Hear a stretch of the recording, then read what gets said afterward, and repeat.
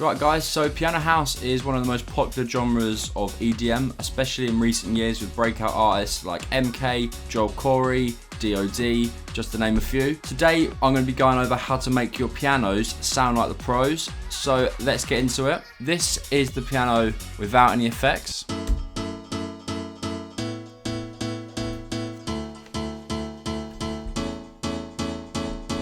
And with the effects.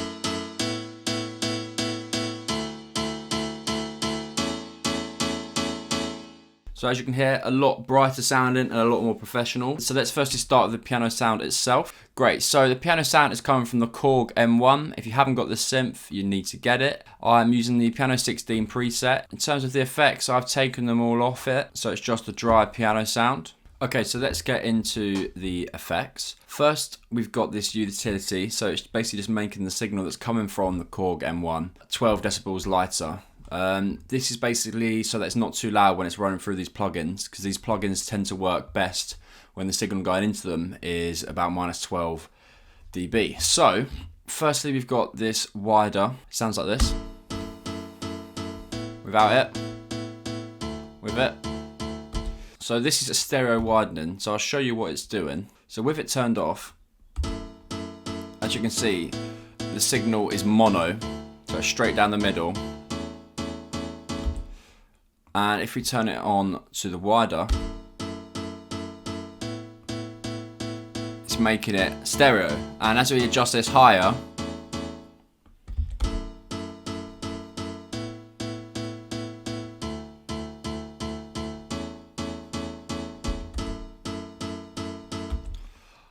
obviously if you overdo it, it's going to sound a bit strange.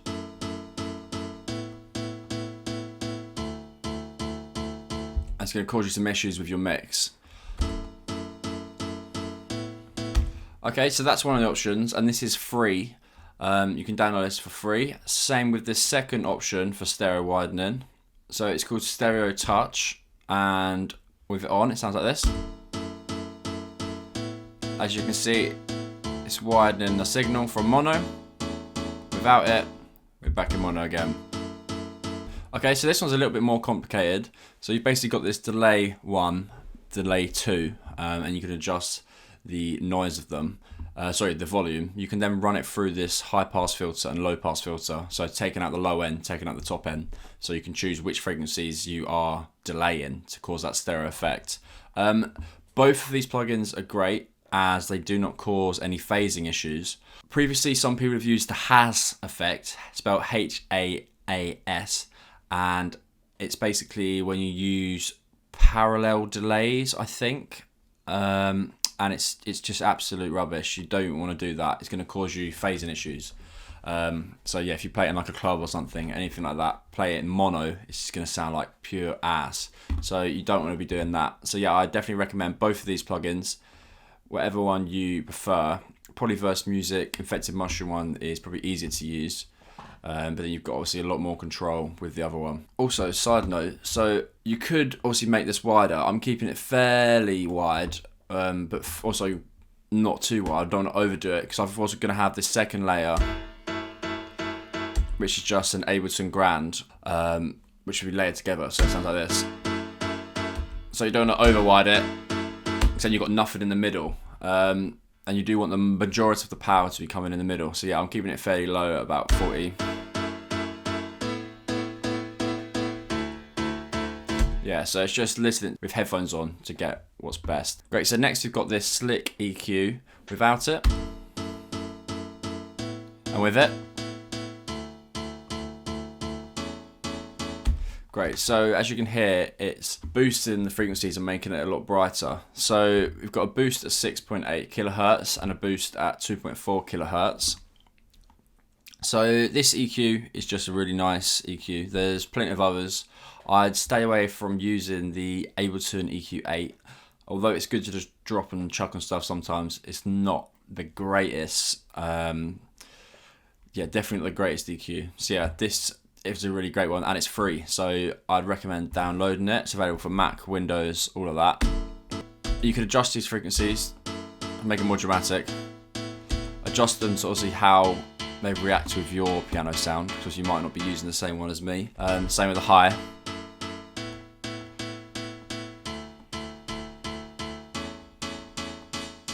See, I find it sounds best at about 8. Again, without it.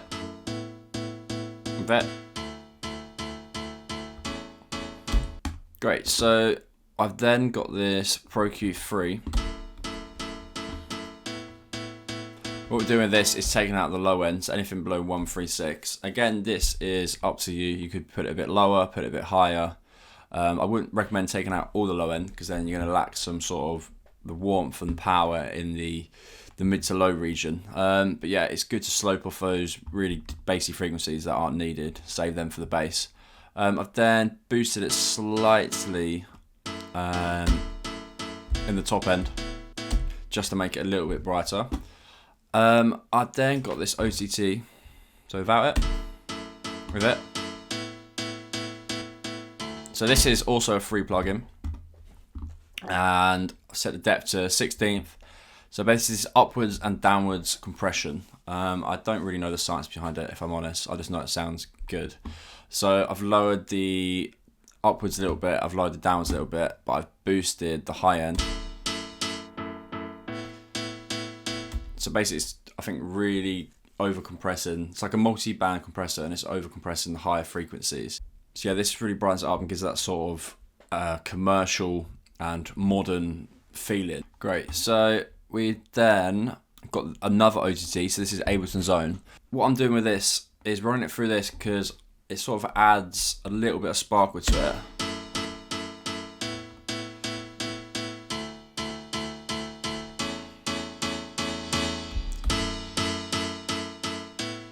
So I'm just adding a little bit, so about 9.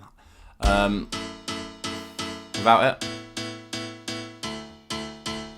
So again, I feel like it just adds a little bit of something.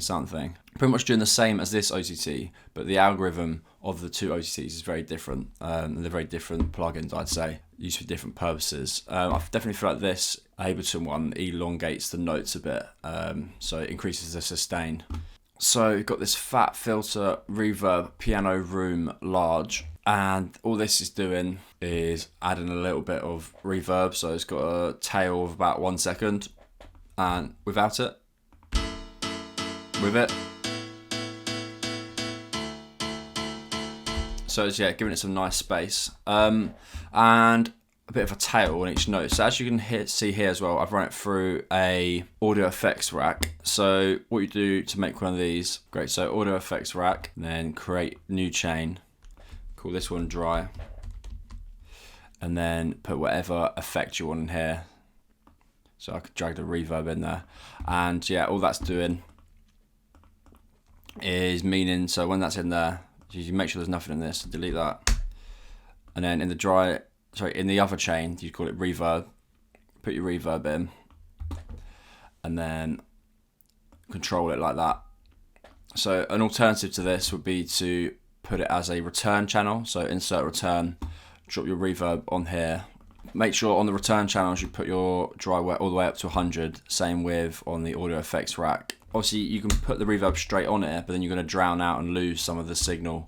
Lastly, I then always layer with at least one other piano. So I usually use the Grand and use the exact same thing on here, but you can take off the widening effects if you want.